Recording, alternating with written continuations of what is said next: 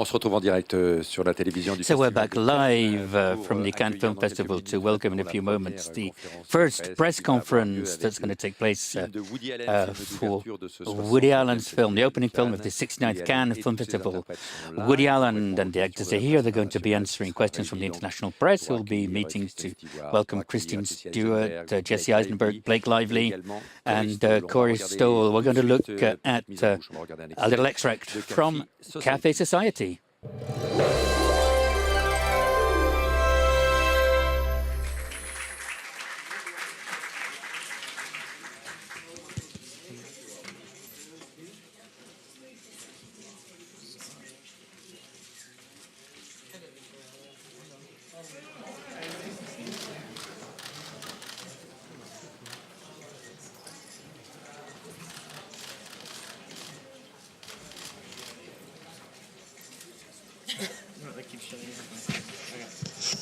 This is just in case you have questions in French, and if you don't understand French, but don't you? It's all right. This will be from translation. Yeah.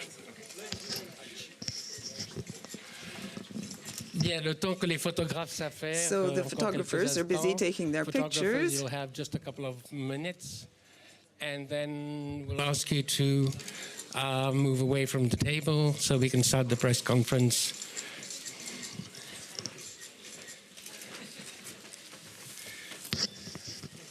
Messieurs les photographes, merci. So thank you to the photographers. Please, thank you.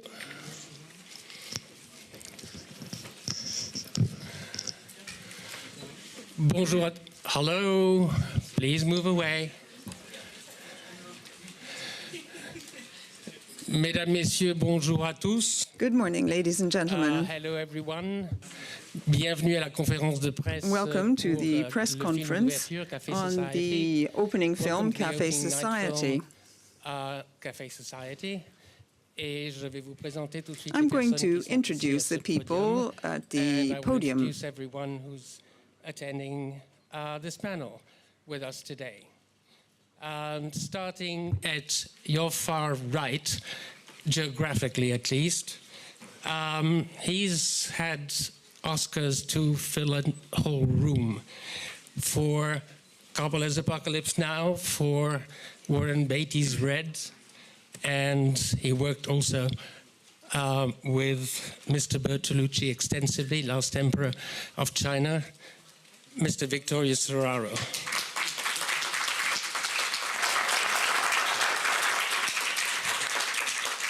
Sitting next to him, this is the second time he works with today's director. He played Hemingway in Midnight in Paris. As Ben here, Mr. Corey Stoll.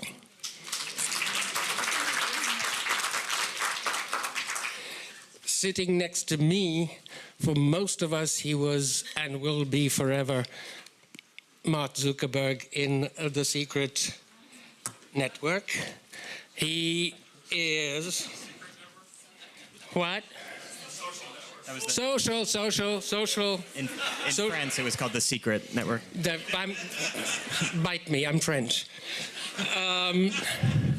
As Bobby, actor, journalist, playwright, Jesse Eisenberg.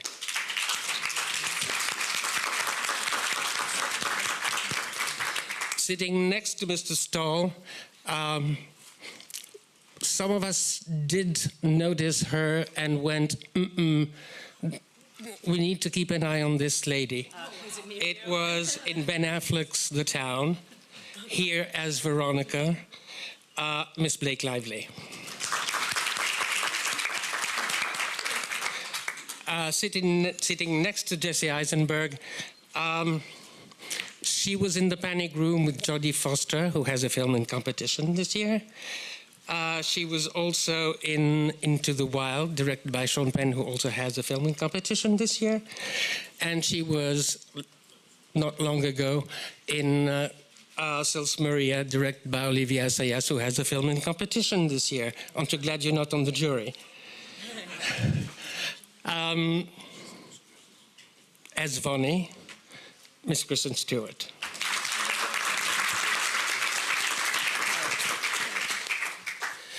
sitting between the two charming ladies, the director, opening the festival for the third time, Mr. Woody Allen.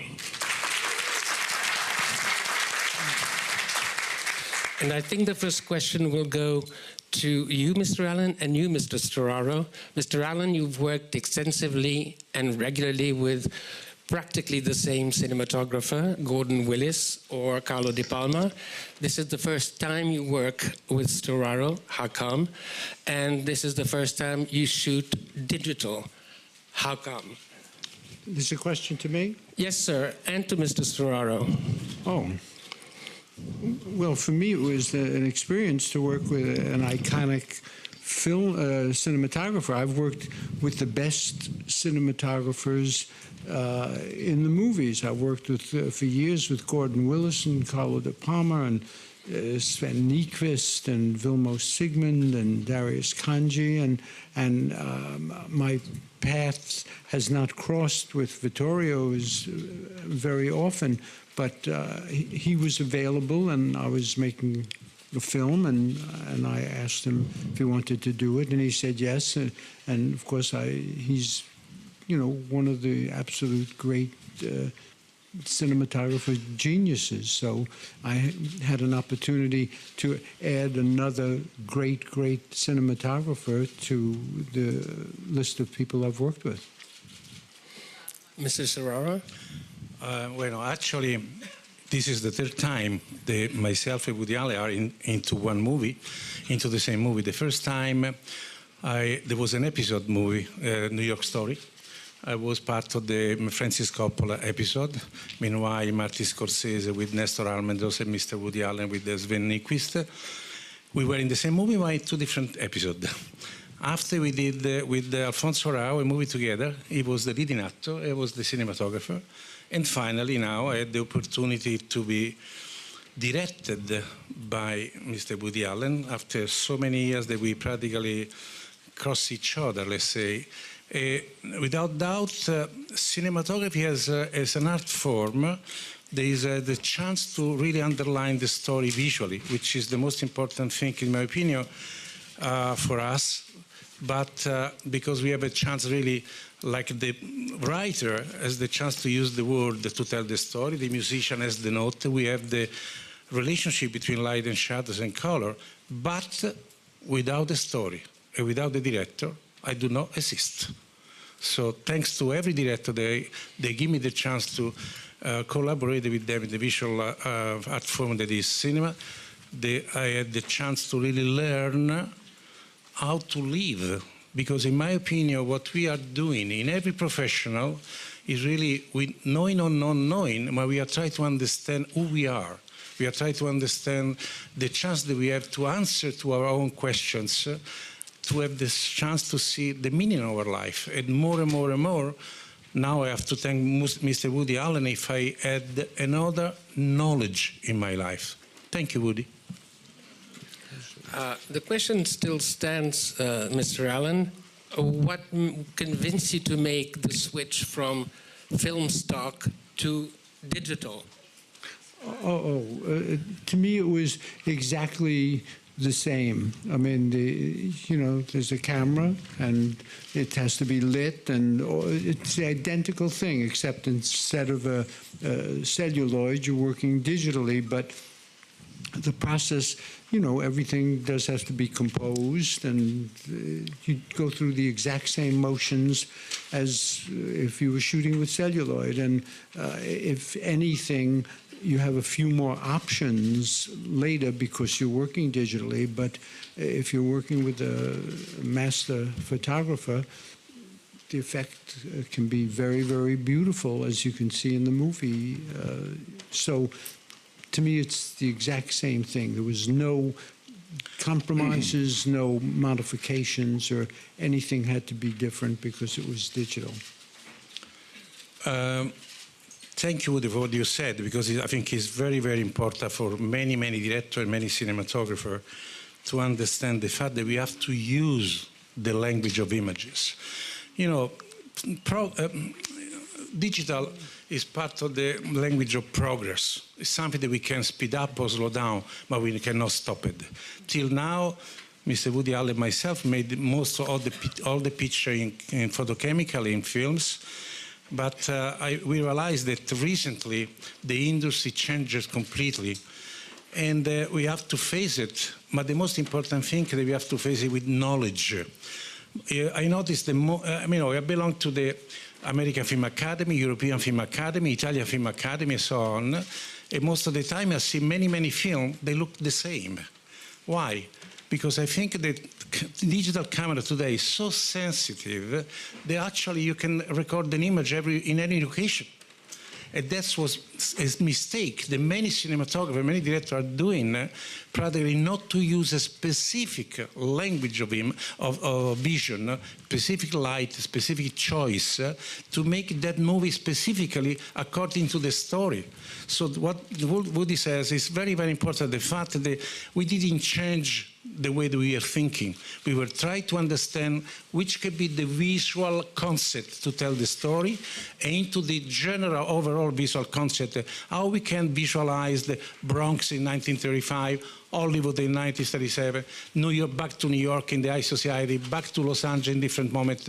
This interchange of energy following the leading character told to us the way that should be written visually this movie. The use of light and color followed that story. This is a major thing to know today, so each movie can look exactly according to the story, in the way it has been directed. Question over here. Go ahead. Who has the mic? Hi, right here, Fabian Weinthal for Latin America. I had an interview a very long time ago with Jesse. He was just starting out. He was 18, and he told me a story that he just wrote a script about a young Woody Allen. And I asked you about what you think about fame, and I told you that I would come back 10 years later to ask you the very same question. So it's been more than 10 years. And here I am asking you the question, and also Woody Allen, what you think about fame, and what Woody Allen thinks about your script about Woody Allen. I haven't gotten his notes yet, but no. This is not something we've ever discussed, so I appreciate you bringing it up here in public.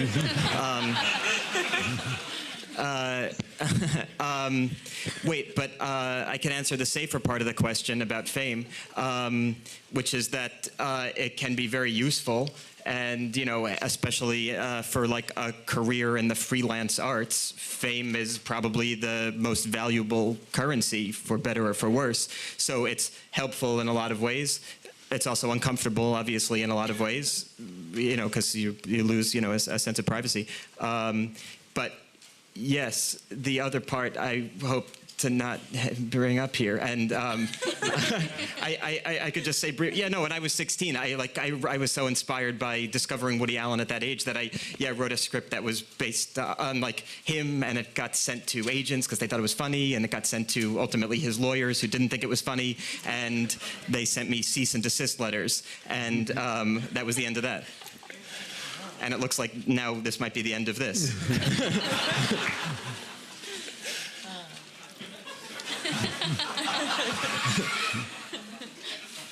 Well, there's nothing I can add. I agree with Jesse about fame. There are great upsides to it and great downsides to it. My own opinion, after years in the spotlight, is that the perks far outweigh the downside. Celebrities often kvetch about the lack of privacy and being bothered by paparazzi and things like that. And these are not life-threatening problems, and they get enormous advantages as they go through life. So the perks are, you know, are much more advantageous than the downside. As far as, you know, if this was years ago, I would have played this part in the movie that Jesse is playing, because he's perfect for this kind of character. I would have played it much more narrowly myself, because I'm a comedian, not an actor, and so I would have given it one dimension. Jesse is a fine actor and gave it much more complexity and much more interest. But you know, the fact that people think that he's like me or that the character is like me is, you know, all I can say is it's much deeper played by Jesse than anything I would have done with it. Question over here. Hi, Rodrigo Fonseca from TV Globo, Brazil. Congratulations for the film. Mr. Woody Allen, could you please tell a few words about the narration used in the film? And if you could please tell us something about your partnership with Santo Loquasto, the production design. Yeah, what was the first thing about? The fact that you play the narrator in the film. Oh, well, this movie was originally conceived, what I wanted to do is have the structure of a novel, a book. And I wanted it to be about a family and you met the father and mother, and you met the children and the brothers and sisters, and then Jesse, as the protagonist, got involved with other characters, with Kristen, with Blake, and Steve Carell, the uncle. And it was, I wanted it to have the scope of a novel that took place over a period of time, and there were not one single incident in it, but a number of different incidents. And I felt it should, like a novel, have the voice of the author in it. And since I was the author, I did the narration. Otherwise, I would have gotten somebody else to do it. But I figured, you know, I may as well do it myself because, you know, I wrote it and I could narrate. It's cheaper. You know, so I did it, but it was supposed to have a novel form, the form of a book. The fact that you played the narrator, Mr. Allen, did that sort of force Jesse Eisenberg to speak a la Woody Allen?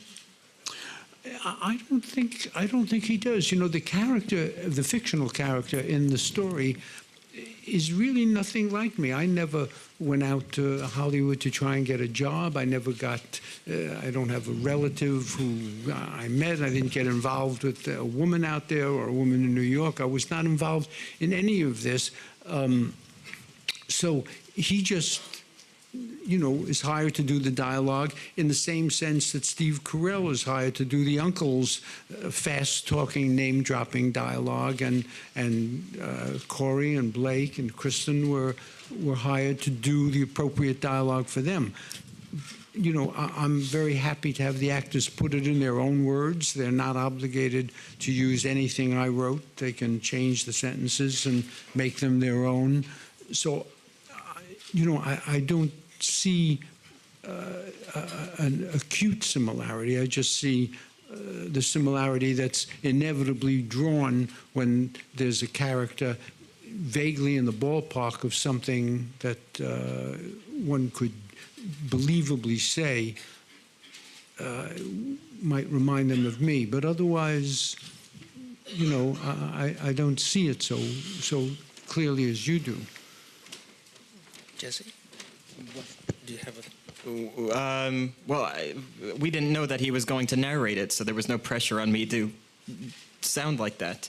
But no, I mean, I could understand what you're saying, but I think it's just, again, like he just put it, kind of, yes, and the natural response to watching a movie with a male protagonist who vaguely resembles a protagonist that he would have played had he, you know, made it, you know, years ago when he would have been age appropriate. But no, there was no emphasis either from him or consciously from me to, you know, enact some kind of impression or something.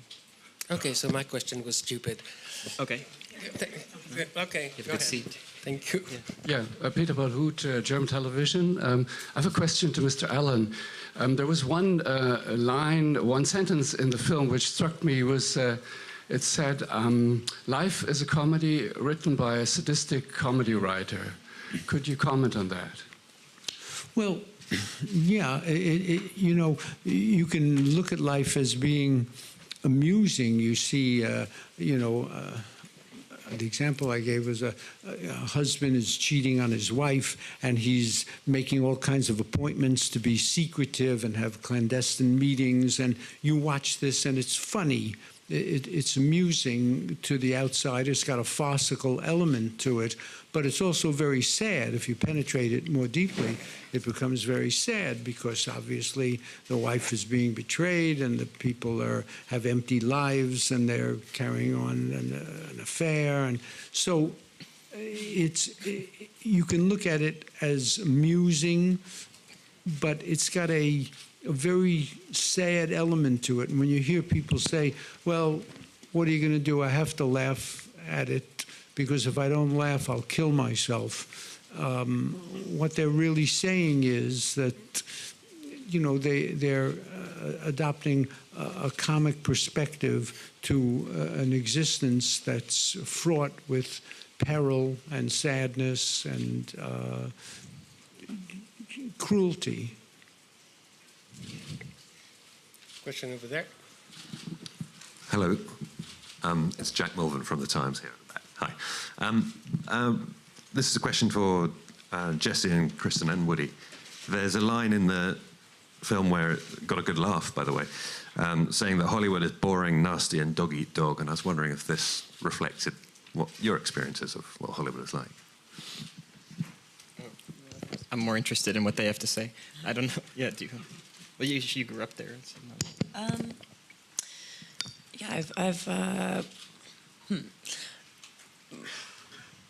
I mean, there's definitely an undeniably opportunistic, hungry, insane fervor that occurs, and it's really apparent.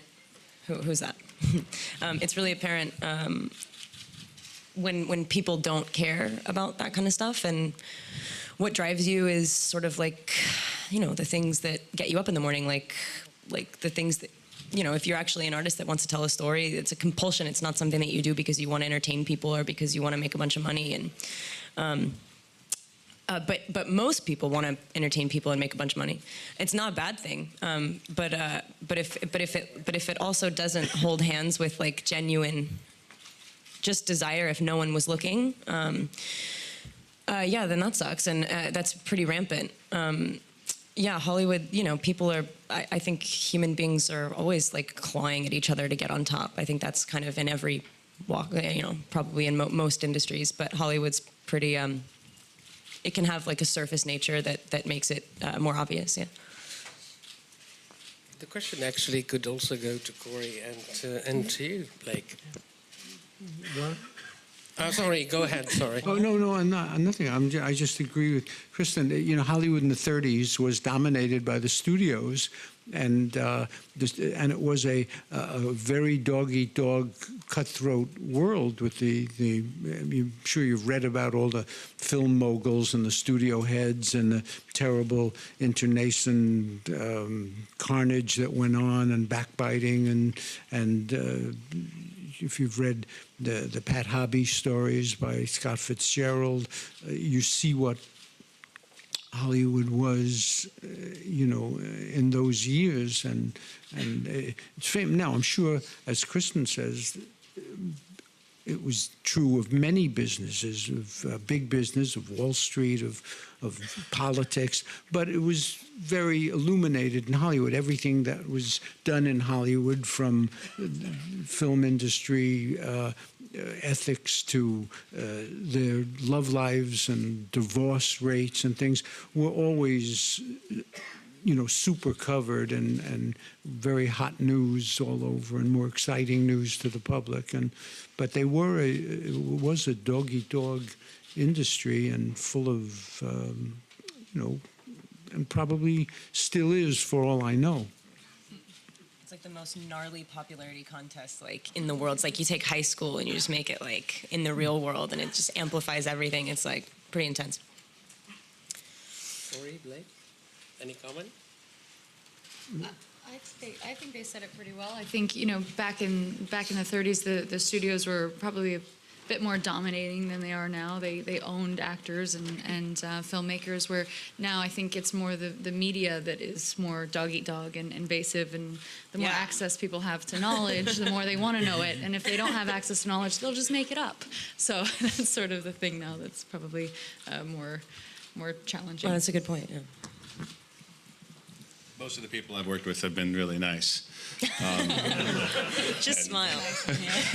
I mean, I don't engage in Hollywood in the same way that a lot of other people here on the stage do. So I've been incredibly fortunate to work with people who are happy doing what they're doing, and this was definitely one of those experiences. Okay. Question here. And then question for German TV ZDF, Mr. Allen. Two very short questions. Why are your films never in competition? And second question, do you have any Cannes rituals? Thank you. This is to me. Why am I never in competition? I don't believe in competition for artistic things. You know, competition is great in sports, where that's the object of it. But you make a film. Look, the jury will award a film. You know, they'll say, call it the best film. I may find it the most boring film at Cannes. Someone else finds my film boring. Someone else loves it. It's all very subjective, and you can't determine is a Rembrandt better than an El Greco, is a Matisse better than a Picasso. You can say what your favorite is, and that's fine. You can say, I came to Cannes, I saw 10 films, and this is my favorite one, and this is my favorite one. You might get 10 different opinions, but that's perfectly reasonable. But for people, any group, to come together and to judge the work of other people, first of all, is something I would never do. And to make a judgment that this is the best, with the implication that is in some platonic way it's the objective best, is something I don't believe in, so I don't want to participate in it.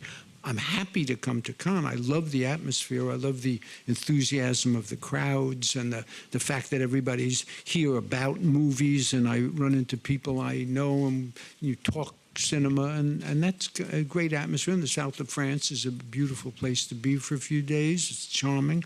But to be in competition would be against, you know, my common sense. Hello. Good morning. My name is Inger Merete Hovelsen from Norwegian newspaper Dagbladet. Congratulations on a lovely movie. I have a question for Mr. Allen. There are some romantic motifs that you keep returning to that are also found in this film. The attraction between a younger woman and an older, powerful man, the lure of another woman when you're in a marriage. Why do you keep returning to these motifs, and have your thoughts and feelings about them changed during the years? Do you tell those kind of stories differently now from what you used to? Thank you. What'd she say? Shall I do it again? Shall I do it again?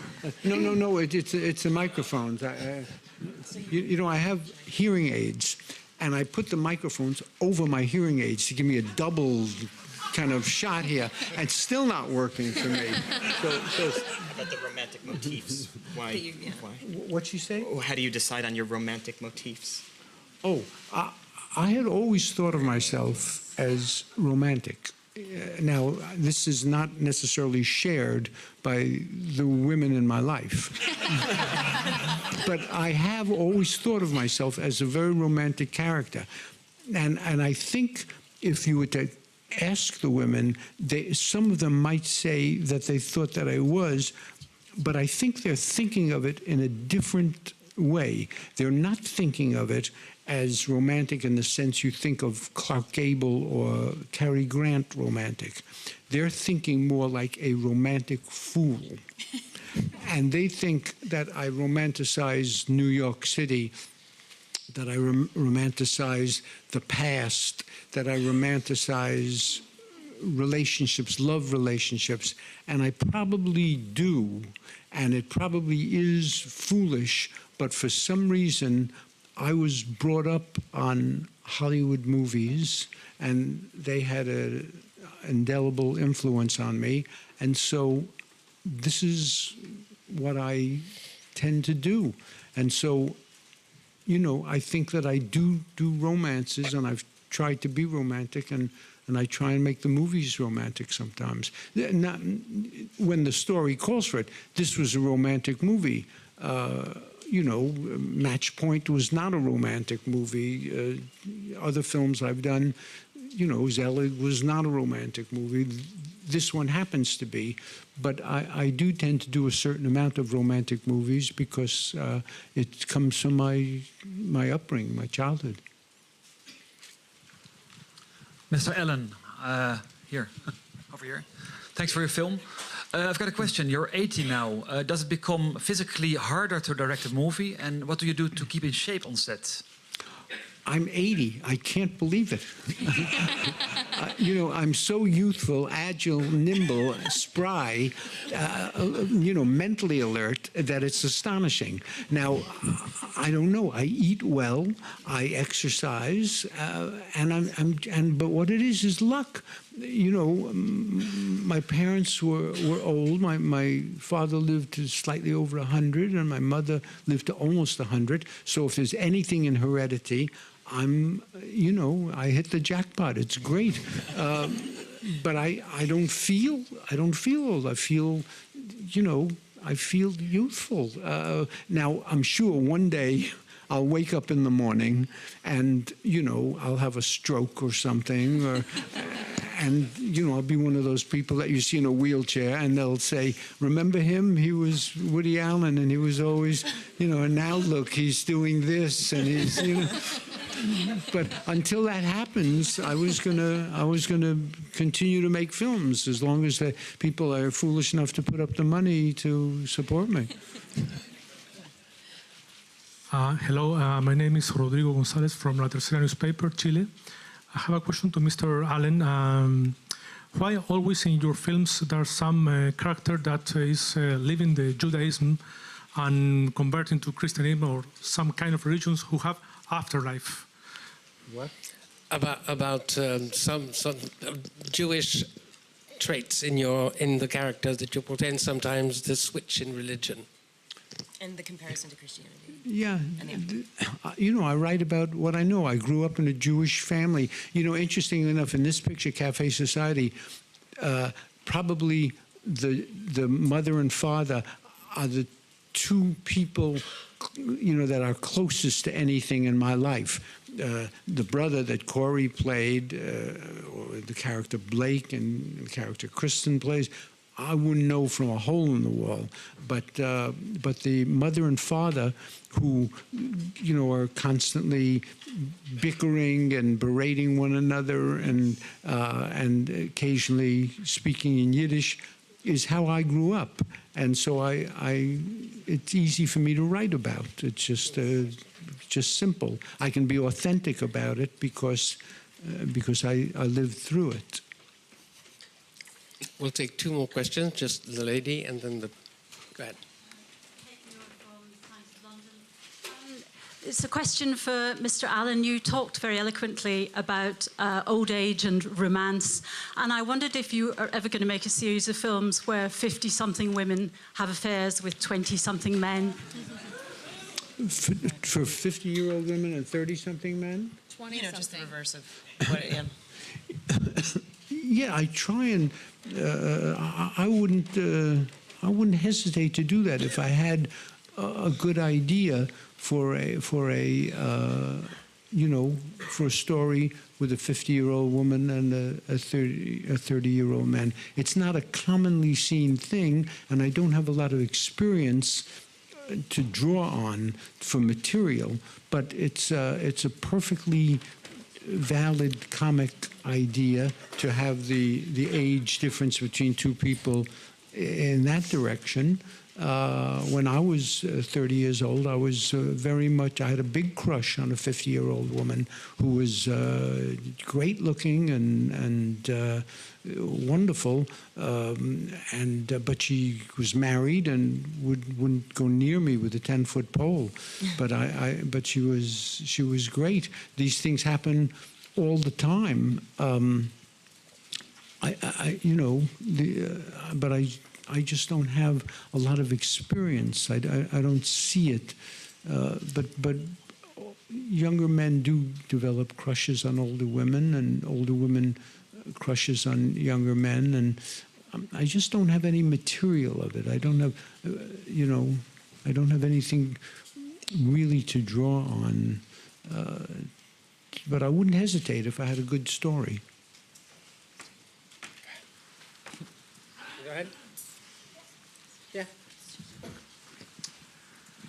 Brian Johnson from Maclean's magazine in Canada. Mr. Allen, you were talking about how you like to let the actors do what they want with your script. I want to ask Kristen Stewart, what did it feel like to be in that zone? Every actor who works with Woody Allen talks about how it's a very different kind of filmmaking. Was that comfortable? Was that, did you feel pressure? And also, if I can ask you, Mr. Allen, why you cast Kristen Stewart, what you saw in her that you thought, that you felt made her perfect for that role?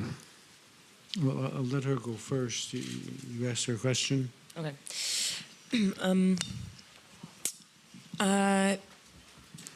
You know, if you listen to a song and you know that band, and maybe you don't know that song, you can kind of go, "Oh, I recognize that. I'm pretty sure I know that." Really?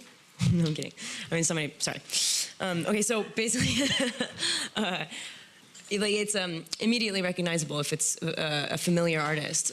His movies have that. They're just absolutely particular. And at first, I was really, really aware of that, and wondered if I was ever going to fit into it. I've always worked extremely, or at least the work that's I've really enjoyed, and like, I don't know, my better work. It's really impulsive and really spontaneous, and I haven't really had to step outside of my natural default settings, my personality, my demeanor. So in this case, I was I approached it in a way that I luckily abandoned almost immediately once we started filming. But at first I thought that I was going to have to learn every single line perfectly, and we were going to, you know, he doesn't rehearse or anything like that, but I felt as though I needed to prepare. And I'm really bad at that.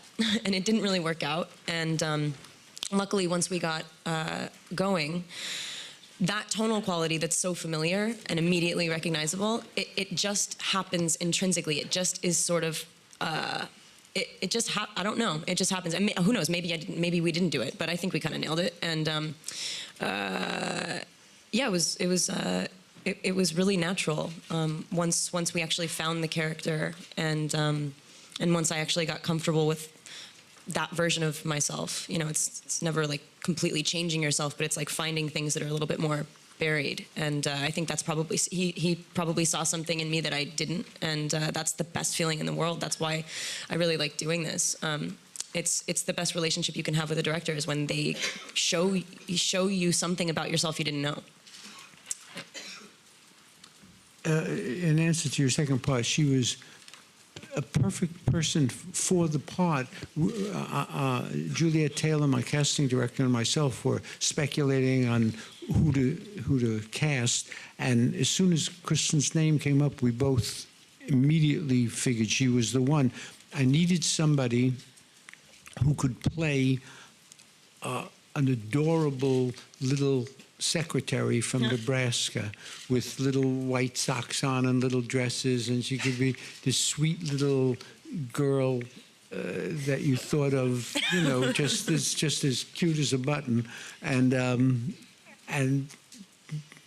you know, and you'd believe it. And then later in the movie, you could see her in furs and jewels, and she would look just smashing and elegant, and could play that character, having transformed her life in a different way. And we thought Kristen could do it, that she would be perfectly believable as a sweet, naive thing from Nebraska, and she would be completely believable as a sophisticated beauty in cosmopolitan Manhattan. So it was a no-brainer. We called her up, and she was available, and we were lucky to get her. And I auditioned for this part. too. I was like, I really had to prove myself, because I don't know if that like flitty, lovely little lady thing was necessarily something that he saw initially, because I definitely had to prove that. Yeah. We sent her something to read, and she read it, and it confirmed our feelings that she, you know, could do both sides of the character. I'm afraid our time is up. Thank you very much, all of you, for being here today. Nice to see you. Thanks so much for having us. Nice.